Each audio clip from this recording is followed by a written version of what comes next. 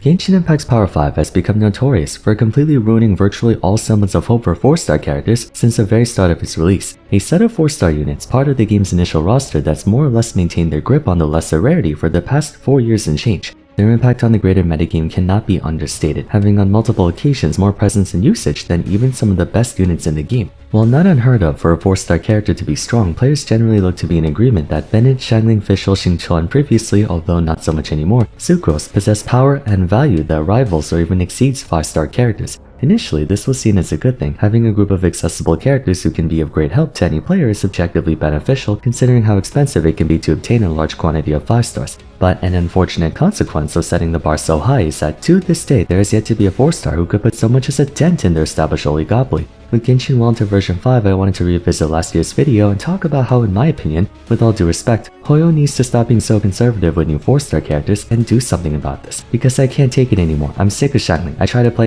what made, or should I say continues to make the Power 5 so influential is how uncharacteristically effective they are for how easy they are to obtain. With all of them taking the role of a sub-DPS and or a support, their versatility and flexibility are their strong suits, being optimal, if not best in slot, for a variety of parties. It's typical for 4-star units to find worthwhile use, but only in select scenarios, whereas a 5-star character makes up for their higher price tag by being useful in a wider range of parties. This fundamental incongruity has led many to judge the Power 5 on the same basis as 5-stars, because it felt almost as if they were given the same power budget. Since then, Hoyo has never released a 4-star character with the same power and coverage as them. While some have managed to draw blood from the Power 5, there's a clear difference between the 4-stars that came out in 1.0 and those who came after. So far, Sucrose is the only member who you can make an argument has fallen off a bit, but much of that's only due to her being in direct competition with one of the best units of all time, who happens to share the same exact niche as her. If not for Kazuha, I feel like more people would be using Sucrose. Considering that, I suppose an updated version of the Power 5 would be Bennett, Xiangling, Xingqiu, Fischl, and Shinobu.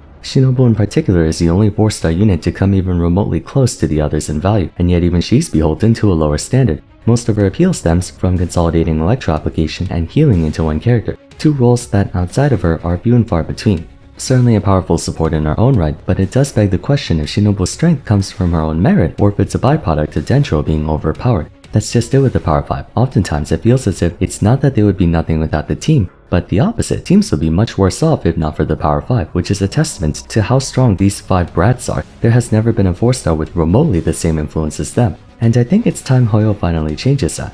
Whether because of the legacy carried by the Power 5 or through sheer coincidence, there's been a massive disparity in unit quality between 4 and 5-star characters. Not to imply they're useless or anything, but compared to say Honkai Star Rail, where even though they don't make that many of them, the 4-stars they do make stand their ground in the metagame even against other 5-stars. Genshin's 4-stars are hugely inconsistent when it comes to value. Among the 2 dozen or so that have been released after version 2, the majority of them are mediocre if not borderline unusable in a practical setting. And it wasn't until just recently when they finally started to close the gap. In version 2 we were given Shinobu, who remains the only character with Power 5 level market share. Then in version 3 we got a couple new contenders, Yao and Vars, the former being an excellent budget healer for Dendro and the latter being the embodiment of that one mercy meme for Shell. Version 4 brought another serviceable unit in the form of Chevreuse, opening up the door to a new gameplay style for Pyro and Electro characters. You may have noticed, however, that these 4 characters derive their value for an entirely different reason than the Power 5. Instead of being good in many scenarios, Shinobu, Yao, Varzan, and Chevreuse are good only in a very specific range of scenarios and functionally worthless everywhere else. That is the original idea of a 4-star. They have moments where they're just as good as a 5-star but with more caveats and restrictions, rightfully so. If they were equally as versatile as a 5-star, it beggars belief that anyone would go out of their way for a 5-star when 4-stars can do the same thing for a fraction of the price. The situation with Genshin is a tricky one though. For most gachas, lesser rarity units might start out weak and then gradually power creep over time, pushing the needle on a 4-star, 3-star, whatever rarity they use is capable of, evidenced by once again Honkai Star Rail, whose version 2 4-stars have noticeably greater potential than their version 1s. It's not just Hoyo's games either. If you take a look at SRs of other gachas that have been around for a long time and compare the newest ones with the oldest ones, you can typically make the conclusion that modern day 4-stars might be even stronger than 5-stars of old. But Hoyo shot themselves in the foot with Genshin, releasing 4-stars who stood head and shoulders above basically the entire cast, that they set the initial power scaling of 4-stars so impossibly high. The biggest side effect of such action is that it makes every other 4-star character that comes after feel mediocre by comparison. Except it's not because those other 4-stars are weak, rather Bennett, Xiangling, Fischl, Xingqiu, and Sucrose were at such a high level. It's all relative. If hypothetically the standard for a 4-star was set at the level of Goro, Rosaria, Yao, and Toma, then if someone like Farazan came out, she would make headlines for how much value is within her kit. But even if they're of a different element, whenever a new 4-star is released, they're reactively compared against a power 5, a battle they'll certainly lose. This puts Genshin in a catch-22 situation. On one end, all 4-star units are practically dealt a losing hand right from the start, doubly so if they're Hydro, Anemo, Electro, or Pyro. I've made countless mentions in the past on how, for all intents and purposes, Bennett and Xiangling totally annihilated the balance of Pyro units, eliminating any possibility of Pyro supports and sub-DPS units from finding meta relevance. Chevreuse had to squeeze into a niche playstyle just to avoid having to contend directly with Bennett and Xiangling. Hydro faces a severe 4-star diversity crisis or lack thereof, with there being only 3 of them, 2 of which are in contention for some of Genshin's worst characters. Considering Xingqiu has on many occasions been thought of as the best character in Genshin, it makes total sense why they don't even bother releasing a 4-star Hydro unit, and instead choose to make every Hydro a 5-star. I'm even willing to theorize part of the reason why they made Hydro the most overpowered roster in the game is because there would be no possible way to sell Hydro characters without making them equal to or better than Xingqiu. Then there's Electro, apart from maybe Beidou, official had the same effect on the Electro 4-star category as Bennett and Xiangling. The only way Shinobu can make a name for herself is by taking advantage of an entirely brand new playable element. An identical situation to Chevreuse happened with the Anemo element. Vars was only able to find meta relevance by avoiding Sucrose entirely, going down the ultra-specific route of facilitating Anemo hypercarry instead of reactions. That should underscore just how damaging the Power 5 has been to the metagame. To this day, despite the 4-star rarity now having a fair number of meta characters to play with, there's still a clear difference in power budget in those characters compared to the Power 5. On the other end, 4-stars are also kept down by 5-stars. Like I said, the Power 5 setup are so high that it borders on competing with 5-stars, which means new 4-stars don't have to just compete against other 4-stars, they also effectively have to compete against 5-stars due to the Power 5 being basically 5-star level. But they can't, since that undermines the notion that 5-stars are better than 4-stars on average. They're stuck in a lose-lose situation where if you balance them to be a regular 4-star, they'll instantly be discounted by the Power 5, but if you try to make them as strong as the Power 5, then what's the point of pulling for 5-stars when 4-stars are just as strong as them? Granted, it's not like there's anything obligating 4-stars to accelerate their power scaling rapidly. Besides the increased world level that came with the inclusion of Nadland, Genshin's difficulty has only marginally gone up, with the game's content not putting pressure on you to optimize and strengthen your party. Then by that logic, 4-stars don't have to be as strong as the Power 5, correct? To an extent, but there's something I've been thinking about.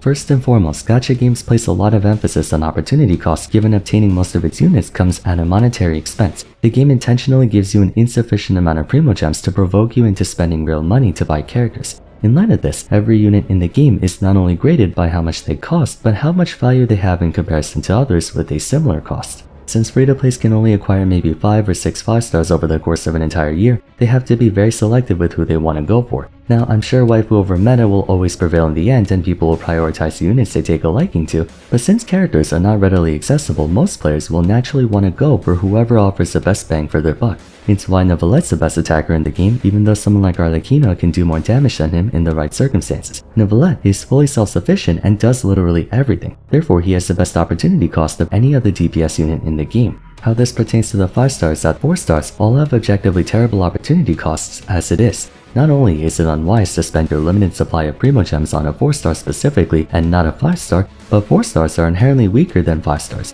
Even if they excel in something, people will go for the characters who excel in many things, as that gives them more bang for their buck. 4-stars are currently divided into 2 categories, the ones you should care about and the ones you can spend the entire game forgetting they exist. Not that they're useless, just that they're ultimately non-essential. Sadly, the latter group is substantially bigger than the former. A degree of quote-unquote 4-stars are bad is expected and inevitable, that's just how gachas are. But the ratio should not be this big, and more importantly the fact that we've gotten more than 25 4-star characters since version 1.0, and none of them have reached the same actual strength as the Power 5 is concerning, especially considering 5-stars have been noticeably accelerating in strength.